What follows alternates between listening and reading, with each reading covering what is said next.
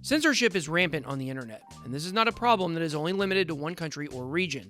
While some countries like China enforce censorship directly through their government, in places like the United States, we see censorship come from private businesses such as Twitter or Google. If you have a message or perspective that is different than their corporate vision, then be careful or you might get blacklisted. Today, we're going to explore the dangers of these social media policies. Let's get it.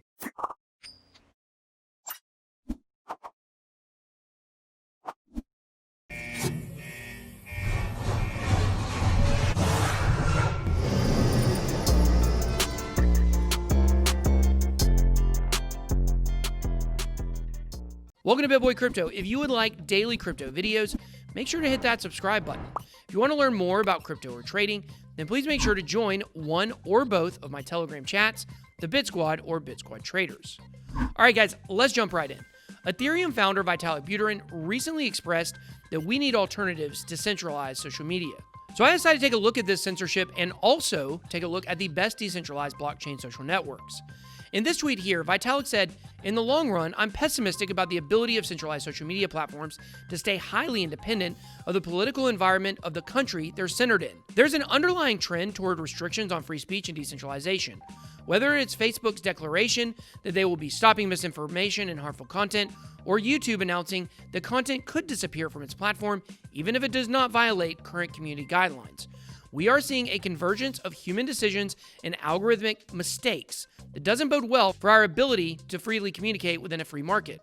Recently, even US President Donald Trump was fact-checked for a tweet that he posted on Twitter. This caused an absolute uproar. Then, as a result, Trump threatened social media with an executive order. Although the legality of the executive order is still being questioned by experts, here's the gist of what the executive order does. It weaponizes Section 230 of the Communications Decency Act against social media companies, the provision that is often used to protect against being legally responsible for what users post on their network.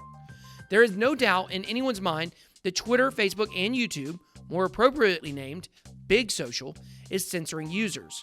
However, the solution of more government regulation is a door now being opened into much harsher conditions for users under the guise of protecting free speech. Trump signed an executive order targeting social media companies days after Twitter called two of his tweets potentially misleading. Speaking from the Oval Office ahead of signing the historic order, Trump said the move was to defend free speech from one of the gravest dangers it has faced in American history. A small handful of social media monopolies control a vast portion of all public and private communications in the United States, he stated. They've had unchecked power to censor, restrict, edit, shape, hide, alter virtually any form of communication between private citizens and large public audiences. And listen, if you don't agree with that, then it's probably because you think Orange Man bad. But my friend, you may need a little perspective, because all you have to do is realize that it just takes a few elections, instead of working for you, for this social media censorship to begin damaging you. Handing power over to the government to police social media networks won't fix the problem of censorship. It will only enable it more. There are also legal challenges to a proposal to use Section 230 against corporations. In essence, this is an attempt to do something similar to what the Earn It Act being put through Congress is attempting to do, weaponizing Section 230 of the Communications Decency Act. Section 230 is a 1996 law that shields online platforms from liability for content created or shared by their users. Many say Trump's recent executive order may be unconstitutional because it risks infringing on the First Amendment rights of private companies, and because it attempts to circumvent the other two branches of government, the courts and Congress.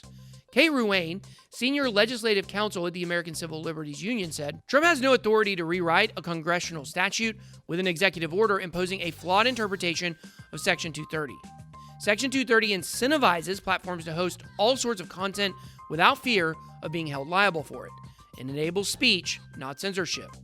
Now, also, the senator who was the lead of that legislation behind 230 also chimed in. Trump is trying to steal himself the power of the courts and Congress to rewrite decades of settled law. This was said by Democratic Senator Ron Wyden of Oregon, the architect of the legislation that the order seeks to reinterpret. Now, under the order, the Commerce Department would ask the Federal Communications Commission for new regulations clarifying when a company's conduct might violate the good faith provisions of Section 230, with a goal of making it easier to sue tech companies. Further, the order would direct the Federal Trade Commission to report on complaints about political bias collected by the White House and to consider bringing federal lawsuits against companies accused of violating the administration's interpretation of Section 230. However, Wired reports that Trump has little power over how social media companies operate and that this order is just for show. Now listen, as a legal matter, that last part is nonsense.